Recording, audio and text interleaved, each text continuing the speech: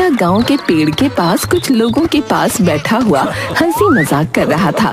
तभी वहाँ पर एक साधु आकर मुखिया से बोला,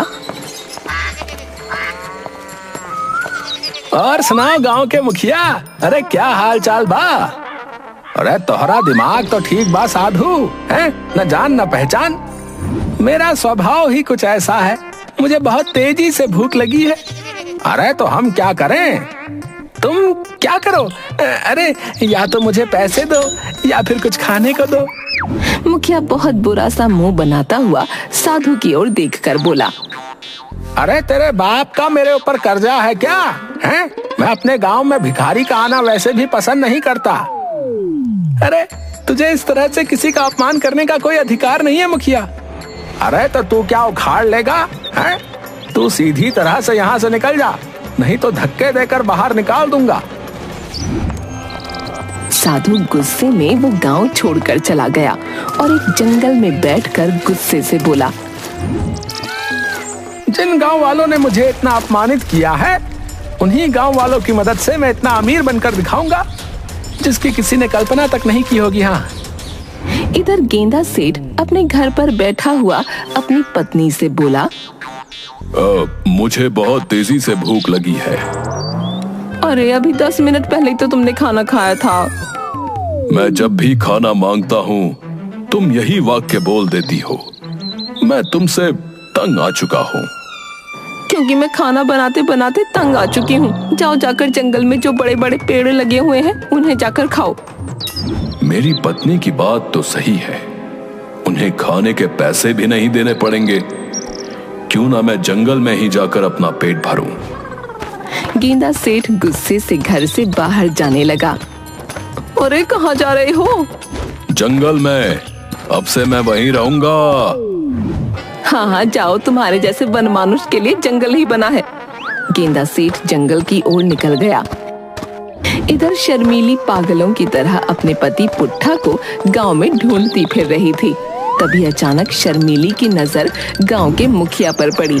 शर्मीली दौड़ती हुई मुखिया के पास जाकर बोली, मुखिया जी, क्या आपने मेरे पति को देखा है? अरे शर्मीली, सारा गांव जब रोज सुबह सोकर उठता है ना, तो ईश्वर से यही प्रार्थना करता है कि वो तुम्हारे पति को ना देखे, समझी? बकवास मत कीजिए मुखिया जी, मेरा दिल बैठा जा रहा है। वो सुबह से घर नहीं लौटे। अरे तो जल्दी जाओ, जाकर गांव और घर में उस भुलक्कड़ को तलाश करो शर्मीली। गांव का हर घर का दरवाजा खटखटाकर पूछ चुकी हूँ, मगर पुट्ठा को किसी ने नहीं देखा।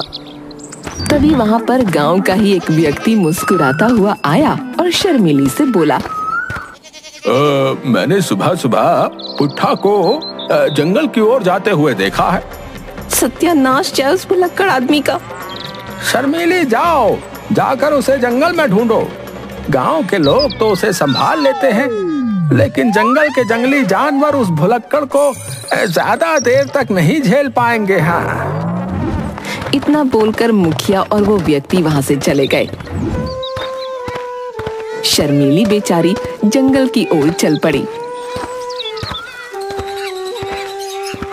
जंगल के काफी अंदर निकलकर शर्मीली को पुट्ठा एक पेड़ के नीचे बैठा हुआ नजर आया। शर्मीली उसके पास जाकर गुस्से से बोली, अरे यहाँ आराम से बैठे हुए जंगल के पेड़ों को क्यों निहारे जा रहे हो?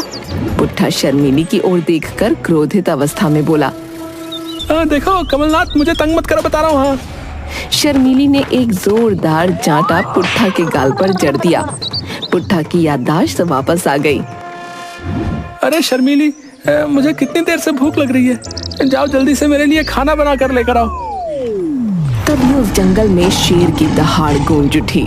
शेर की दहाड़ सुनकर कांपती हुई शर्मीली पुट्ठा की ओर देखकर बोली, इसे भी भूख लग रही है, समझे तुम? अरे तुम अपने घर में नहीं बल्कि जंगल में बैठे हो। कुछ देर अगर और यहाँ बैठे तो किसी शेर का तुम स्वयं भोजन बन जाओगे। शर्मीली पुट्ठा का हाथ पकड़कर उसे वहां से खींच कर ले जाने लगी। वो दोनों कुछ दूर एक तालाब के पास पहुंचे ही थे कि तभी शर्मीली के कानों में एक साधु के हंसने की आवाज टकराई। शर्मीली ने देखा कि एक साधु तालाब के किनारे बैठा उन दोनों को ही देख रहा था। साधु महाराज, हंसने की बजाय अगर आप मेरे पति का इलाज कर दें तो आपकी बहुत ज्यादा कृपा होगी। महाराज, तेरे पति का इलाज तो है, लेकिन उसके लिए तुझे बहुत दूर जाना पड़ेगा। साधु महाराज, बस ये सही हो जाए, फिर चाहे मुझे इसके लिए कुछ भी क्यों ना करना पड़े। साधु रहस्यमयी अंदाज में शर्मीली की ओर देखकर बोला, तो फिर सुनो, तुम्हारे पति का इलाज इस काल में नहीं बल्कि उस काल में है। तभी पुट्ठा साधु की ओर क्रोधित अवस्था में देखकर बोल उठा, यहाँ से चला जा मूर्ख, है ये क्या बार बार बाल बाल बोल रहा है? शर्मीली देखो, मैं अपने बाल नहीं कटाने वाला। अबे, मैं तुझसे नहीं, तेरी पत्नी से बात कर रहा हूँ बे। अरे इनकी बातों को छोड़िए, आप मुझे बताइए कि क्या इलाज है। यहाँ से कुछ दूर घनी झाड़ियों में एक उड़न खटोला रखा हुआ है जो समय के पीछे ले जाता है। आपका मतलब राजा महाराजाओं के दौर में? तुमने बिल्कुल सही समझा।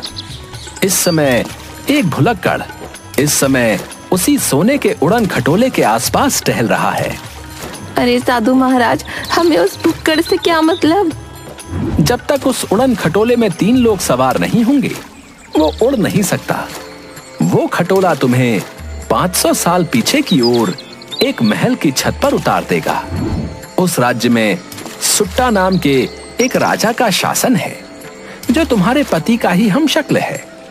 तुम्हें किसी भी तरह से उसके राज्य के खजाने के अंदर प्रवेश करना होगा और ढेर सारा खजाना उस सोने के उड़न खटोले पर रखना होगा।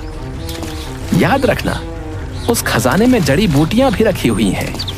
रात होने से पहले उस उड़न खटोले पर सवार हो जाना, नहीं तो तुम सब हमेशा के लिए वहीं पर फंस कर रह जाओगे।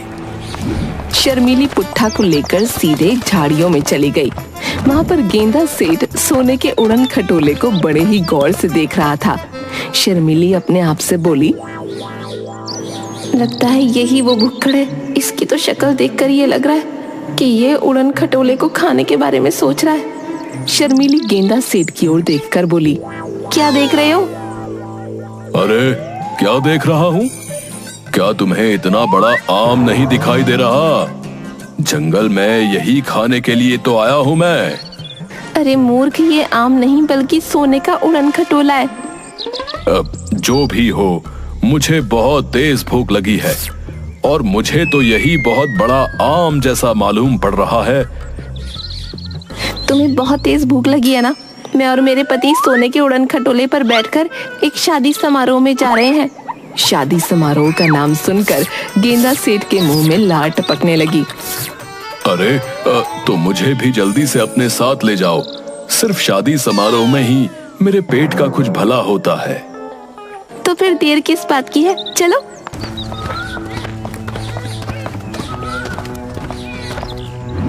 उन तीनों के बैठते ही अचानक सोने का उड़न खटोला हवा में उड़ने लगा। अगले ही पल सोने का उड़न खटोला एक बहुत बड़े महल की छत पर खड़ा हुआ था। अचानक सोने का उड़न खटोला गायब हो गया और उन तीनों ने अपने आप को महल के द्वार पर खड़ा पाया। लगता है हम लोग पिक्चर के अंदर आ गए हैं। बकवास बंद करो और कुछ भी बोलने की आवश्यकता नहीं है। तभी वहाँ पर मंत्री दौड़ता हुआ आकर उन लोगों की तरफ देखकर बोला, महाराज सुट्टा की जय हो। महाराज, आप तो शाम के समय आने वाले थे। आप सुबह सुबह इतनी जल्दी आ गए, और बाकी सब कहाँ हैं महाराज? सुबह का भूला अगर शाम को घर वापस आ जाए तो उसे भूला नहीं कहते। वैसे कौन हो तुम? ये सुनकर मंत्री अपनी खोपड़ी खुजाते हुए पुट्ठा की ओर देखकर बोला, महाराज, शायद आपने मुझे पहचाना नहीं। मैं आपका मंत्री। पुट्ठा मंत्री को बहुत गौर से देखने लगा। पुट्ठा मंत्री से कुछ बोलने ही वाला था कि तभी शर्मीली मंत्री से बोली, महाराज की तबीयत सही नहीं है। हम छोटा महाराज के आज से नए साथी हैं। लेकिन इनके साथ शिकार पर महामंत्री भी गए थे, वो क्यों नहीं आए?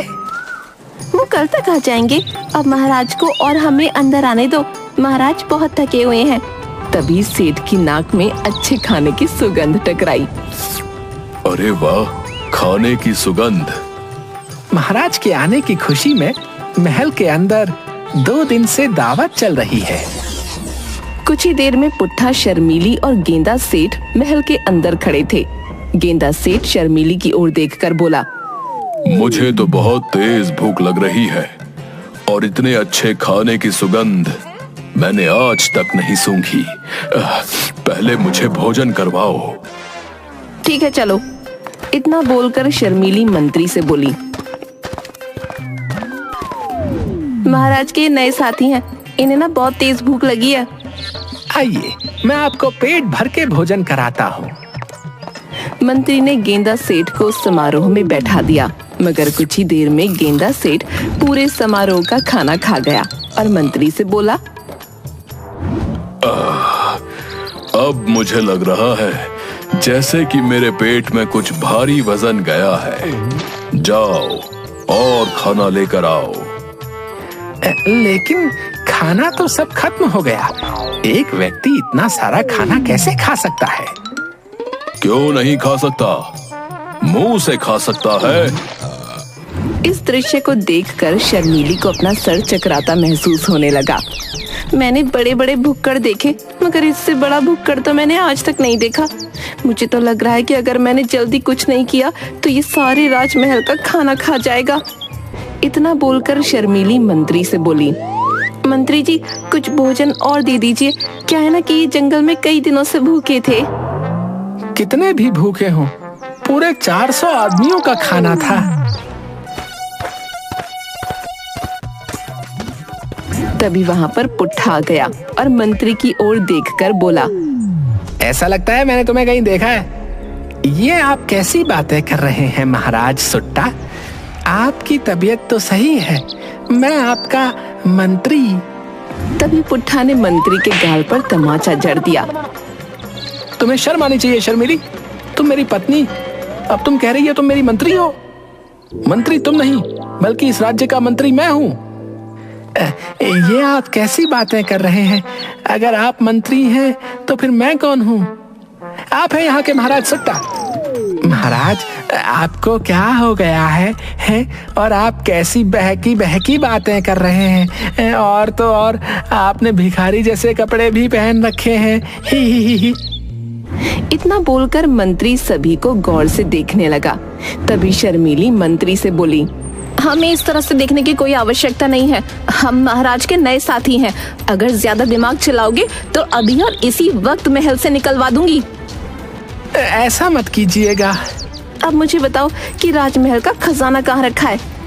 मंत्री एक कमरे की तरफ इशारा करते हुए बोला, वहाँ अंदर रखा है। ठीक है तुम जाओ। मंत्री वहाँ से चला गया। लेकिन मुझे भूख लगी है। अरे ओ भुक्कड़, 400 आदमियों का खाना खा चुका है तू। अब क्या इंसानों को भी खाना शुरू कर देगा? मैं अपने पति के इलाज के लिए यहाँ पर आई हूँ, तुझे ठूसाने के लिए नहीं यहाँ पर आई। इतना बोलकर शर्मीली सीधे उस कक्ष के अंदर चली गई। गेंदा सेठ और पुट्ठा भी उसके साथ गए। रात होने वाली है, वो उड़न खटोला महल की छत पर आ गया होगा। इतना खजाना तो मैं लेके नहीं जा सकती।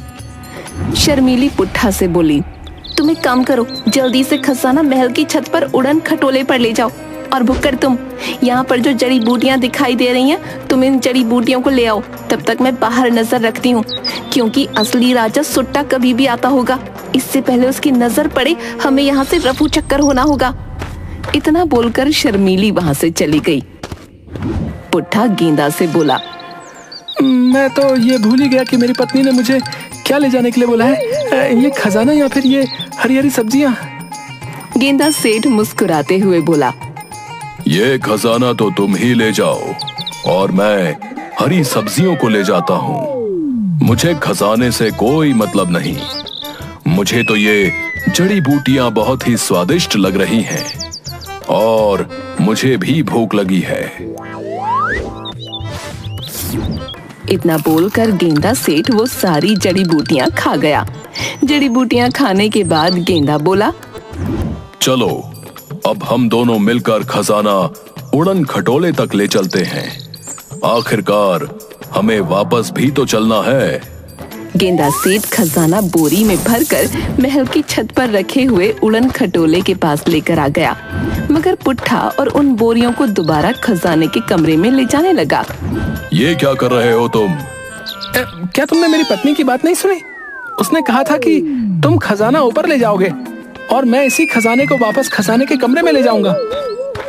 इतना बोलकर पुट्ठा वो सारा खजाना दोबारा खजाने के कमरे के अंदर रखाया। तभी वहाँ पर शर्मीली भागती हुई आई और बोली, जल्दी से उड़न खटोले पर बैठो, महाराज सुट्टा पधार चुके हैं और मंत्री को पता लग गया है कि हम तीनों बहरूपिये हैं। वो हमें गिरफ्तार करने के लिए यहाँ आ रहे हैं। क्या तुमने खजाना और जड़ी बूटियां सोने के उड़न खटोले पर रख दी ना? हाँ रामवती, जैसा तुमने कहा था मैंने वैसा ही किया। शर्मीली माथा पीटते हुए पुट्ठा का हाथ पकड़कर सीधे उड़न खटोले पर बैठ गई। शर्मीली के बैठते ही उड़न खटोला अचानक वहाँ से गायब हो गया और उसी जंगल में वापस आ गया। साधु वहाँ पर शायद उनका ही इंतजार कर रहा था। अरे यहाँ खजाना कहाँ गया? खजाना तो तुम्हारा पति वापस रखाया। और जड़ी बूटियाँ? जड़ी बूटियाँ? मुझे बहुत तेज भूख लगी थी, वो तो मैं खा गया। तभी वो साधु चीखते हुए उन तीनों की ओर देखते हुए बोला, तुम तीनों अभी और इसी वक्त इस उड़न खटोले से नीचे उतर जाओ, नहीं तो मैं तुम्हें जलाकर भस्म कर दूंगा। शर्मीली, पुट्ठा और गेंदा डरते हुए उस उड़न खटोले से नीचे उतर आए। साधु गेंदा और पुट्ठा की ओर देखकर बोला, तुम दोनों इंसान के नाम पर कलंक हो, कलंक। मैंने सोचा था कि तपस्या करके उड़न खटोले को तैयार करूंगा और मैंने ऐसा किया भी, मगर उड़न खटोले की शर्त यह थी कि इसमें एक भुलक्कड़ और एक भुलक्कड़ ही सवार होगा। और फिर तुम्हारे जैसे निकम्मे मुझे मिल भी गए, लेकिन तुम्हारी मूर्खता ने मुझे फिर से वहीं वापस लाकर खड़ा कर दिया। सोचा था पुराने काल से खजाना मंगाकर जिंदगी ऐश में काटूंगा, पर अब चले जाओ। गेंदा साधु की बात सुनकर डरते हुए अपने घर की तरफ भाग गया और शर्मीली पुट्ठा का हाथ पकड़कर अपने घर की ओर भाग गई।